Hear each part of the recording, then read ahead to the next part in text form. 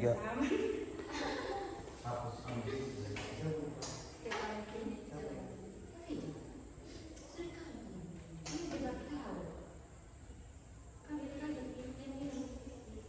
Baik, selamat pagi teman-teman.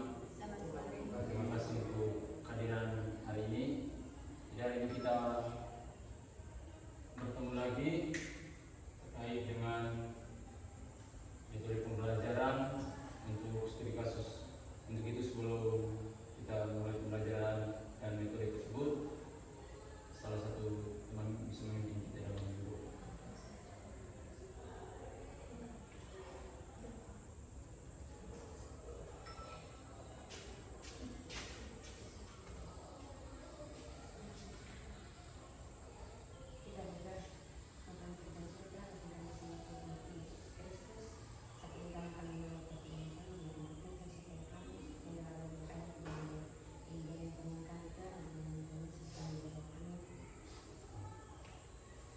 Terima kasih Desan.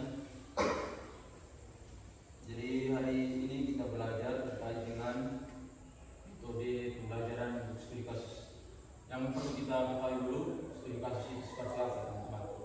Studi kasus merupakan pembelajaran yang induktif di mana peserta dengan menggunakan kasus atau masalah yang ada yang nyata sebagai masukan utama melakukan proses analisis kasus untuk memecahkan masalah atau mengambil keputusan melalui pencarian secara aktif untuk informasi, konsep teoritik, dan interaksi dengan peserta lainnya yang berpuncak pada diskusi kelas dan pengarahan fasilitator seperti guru atau dosen.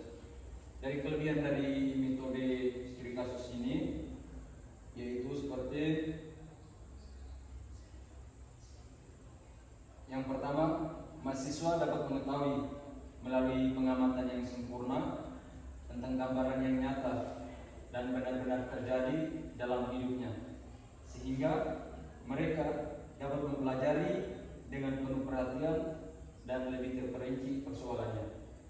Yang kedua, dengan mengamati, memikirkan, dan bertindak dalam mengatasi situasi tertentu, mereka lebih meyakini apa yang diamati dan menemukan banyak cara untuk pengamatan dan pencarian jalan keluar itu.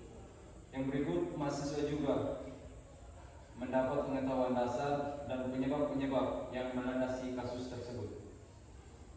Mahasiswa menjadi lebih aktif dan termotivasi untuk berpikir lebih kritis dan membantu siswa dalam mengembangkan intelektual, keterampilan berkomunikasi secara lisan ataupun tertulis. Di satu sisi juga teman-teman, metode ini ada kekurangannya, seperti dalam pembelajaran studi kasus ini. Yang pertama, dosen atau guru akan memerlukan banyak waktu untuk mempersiapkan bahan kasus yang ditemui dan petunjuk cara pembacanya yang diperlukan mahasiswa. Yang kedua, mahasiswa kadang-kadang menjadi frustasi karena informasi dalam kasus mungkin kurang lengkap. Terus yang ketiga, diskusi kasus dalam kelas dapat menakutkan bagi beberapa mahasiswa. Kadang kasus yang akan dipelajari tidak ada dalam kehidupan nyata. Dan pembelajaran dalam metode studi kasus ini, yang pertama, mahasiswa mampu menganalisis permasalahan pembelajaran secara kritis. Yang kedua, mengidentifikasi faktor penyebab masalah. Yang ketiga, merumuskan solusi yang realistis dan aplikatif. Jadi teman-teman nanti dibagikan ke dalam dua kelompok untuk analisis faktor penyebab dan penyelesaiannya seperti apa dalam masalah terkait dengan masalah menurunnya partisipasi dan prestasi mahasiswa dalam perkuliahan daring. Nanti dicarikan faktor penyebab dan solusinya seperti apa. Bisa dibagi dalam dua kelompok proses.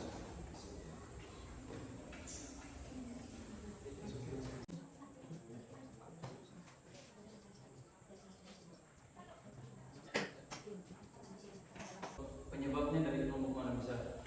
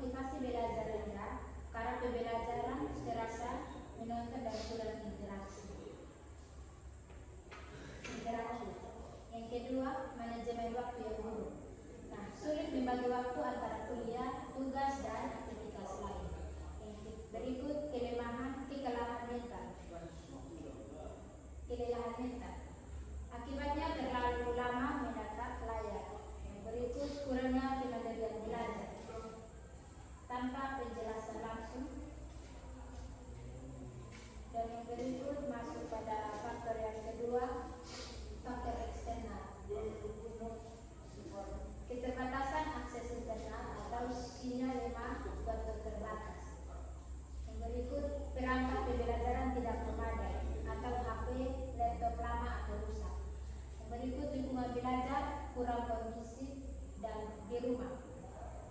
Berikut gangguan teknis saat perkuliahan daring atau audio video platform.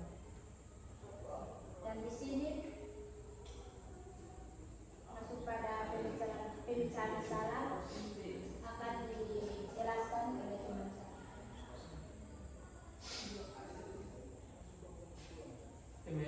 Pemecah masalah dari mahasiswa meningkatkan kesadaran pentingnya aktif dalam pembelajaran, melatih kemandirian dan tanggung jawab belajar, mengembangkan strategi belajar mandiri, mencatat, diskusi, refleksi. 2. Dari sisi dosen, menyesuaikan metode pembelajaran dengan kondisi mahasiswa, meningkatkan interaksi dua arah, memberikan kembali dan konstruksi dan tepat waktu.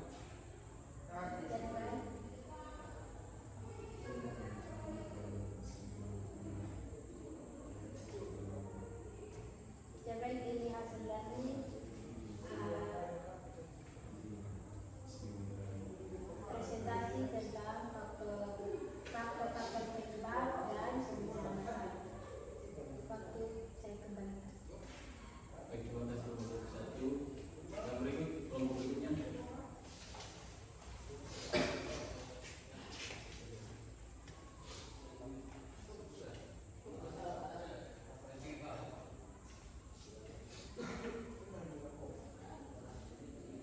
Baik, terima kasih atas waktu dan kesempatan yang diberikan. Sekarang kami dari kelompok kedua akan membacakan hasil diskusi kami mengenai menurunnya partisipasi dan prestasi mahasiswa dalam perkuliahan daring. Teman santri, saya persilakan.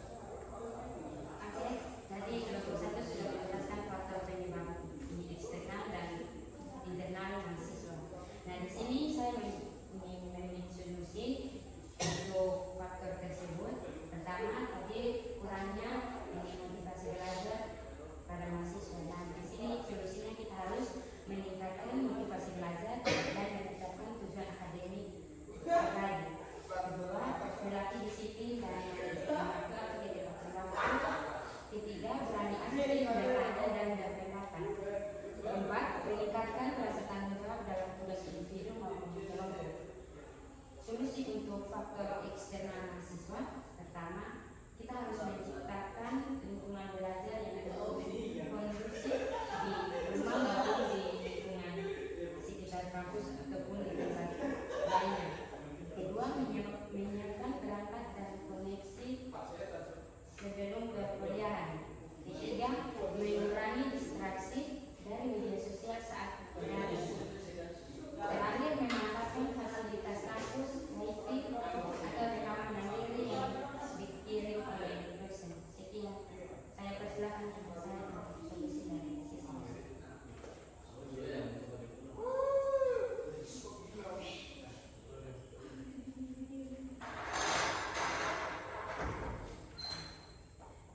Solusi dari sisi dosen. 1. Faktor internal dosen.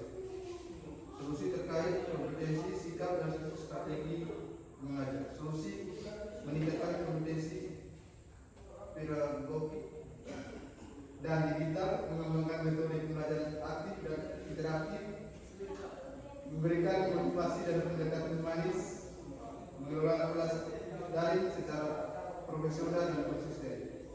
2. Faktor eksternal dosen. Solusi menggunakan media dan teknologi pembelajaran yang variatif, menyusun beban tugas yang proporsional, menyediakan berbagai yang tepat dan jelas, menyesuaikan strategi pembelajaran dengan kondisi mahasiswa. Sekian presentasi dari kelompok kami. Dikembalikan kepada kontribusi. Baik, terima kasih banyak teman-teman untuk hasil diskusi dari dua kelompok ini. Saya rasa jelas ya bahwa terkait dengan masalah menurunnya partisipasi dan prestasi kaitan dan prestasi mahasiswa dalam pembelajaran daring, saya rasa jelas. Jadi ada faktor-faktor internal, faktor eksternal, dan itu sangat kaitan erat dengan prestasi. Karena ketika partisipasinya kurang aktif mahasiswa dalam pembelajaran daring tersebut, maka otomatis prestasi dan kemampuan berkembang mahasiswanya sangat buruk. Untuk itu perlu kita cari solusi yang bersama yang telah teman-teman katakan, dan pendekatan seperti apa, dan misalnya kalau ada mahasiswa yang gaptek, atau bisa mempelajari apa membantunya bersama gitu. Jadi untuk masalah terkait menurunnya partisipasi dan prestasi mahasiswa dalam pembelajaran daring, saya rasa jelas untuk pertemuan kita hari ini dan faktor penyebabnya seperti apa serta solusinya. Untuk itu sebagai tugas tambahan teman-teman bisa nanti hasil diskusinya bisa